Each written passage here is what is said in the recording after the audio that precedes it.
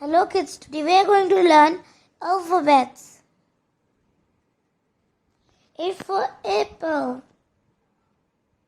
B for banana, C for cat,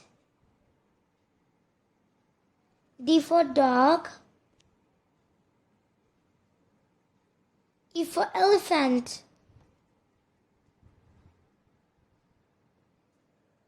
F for fish, G for goat,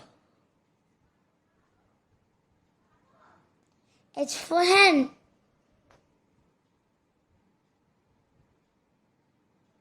I for ice cream,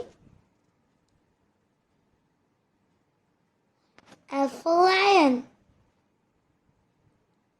M for monkey, N for nest, O for orange, P for parrot, Q for queen, R for rabbit, S for sunflower, T for tiger, U for umbrella, V for van, W for well, X for Xmas tree, Y for yarn, Z for zebra.